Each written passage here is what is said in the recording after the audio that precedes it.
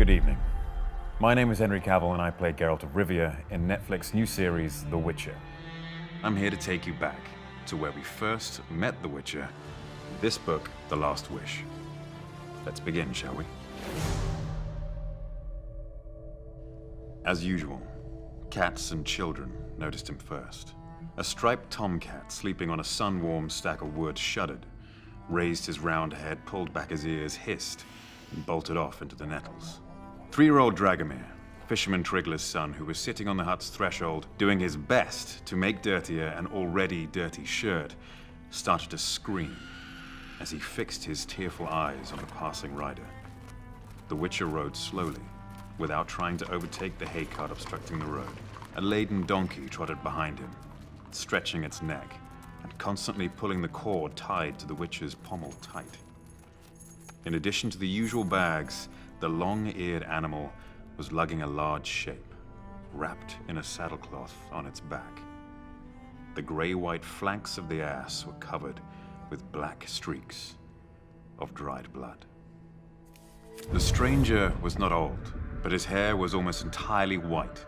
Beneath his coat, he wore a worn leather jerkin laced up at the neck and shoulders. As he took off his coat, those around him noticed that he carried a sword.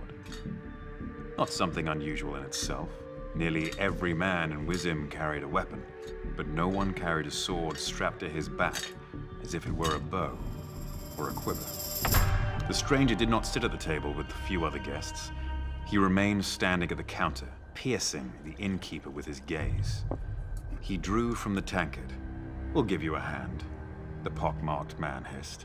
He knocked the tankard from the stranger's hand and simultaneously grabbed him by the shoulder, dug his fingers into the leather strap which ran diagonally across the outrider's chest. One of the men behind him raised a fist to strike. The outsider curled up on the spot, throwing the pockmarked man off balance. The sword hissed in its sheath and glistened briefly in the dim light. The place seethed. There was a scream, and one of the few remaining customers tumbled towards the exit.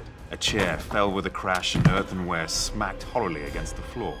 The innkeeper, his lips trembling, looked at the horribly slashed face of the pocked man, who, clinging with his fingers to the edge of the counter, was slowly sinking from sight.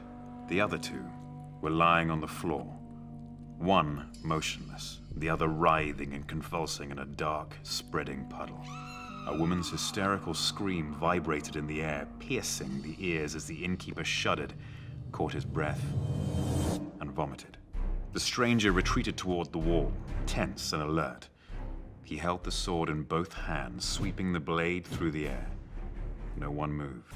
Terror, like cold mud, was clear on their faces, paralyzing limbs and blocking throats. 3 guards rushed into the tavern with thuds and clangs. They must have been close by. They had truncheons wound with leather straps at the ready, but at the sight of the corpses, drew their swords. The Rivian pressed his back against the wall and with his left hand pulled a dagger from his boot. "Throw that down," one of the guards yelled with a trembling voice. "Throw that down, you thug, you're coming with us." A second guard kicked aside the table between himself and the Rivian. "Go get the men, Tresca," he shouted to the third guard who had stayed closer to the door. "No need," said the stranger, lowering his sword. "I'll come by myself." "You'll go, you son of a bitch, on the end of a rope," yelled the trembling guard. "Throw that sword down or I'll smash your head in." The Rivian straightened. He quickly pinned his blade under his left arm and with his right hand raised towards the guard, swiftly drew a complicated sign in the air. The clout nails which studded his tunic from wrists to elbow flashed. The guards drew back, shielding their faces with their arms. One of the customers sprang up while another darted to the door. The woman screamed again, wild and ear-splitting. "I'll come by myself," repeated the stranger in his resounding, metallic voice. "And the 3 of you will go in front of me. Take me to the Castellan. I don't know the way." "Yes, sir," mumbled the guard, dropping his head. He made towards the exit, looking around tentatively. The other 2 guards followed him out backward, hastily. The stranger followed in their tracks, sheathing his sword and dagger. As they passed the tables, the remaining customers hid their faces from the dangerous stranger. And there you have it. It's not easy being a Witcher. Trust me, I'd know. You'd think people would be a little more grateful when you save them from monsters. Thank you for joining me for this reading. But as you know, Geralt's adventure is just beginning.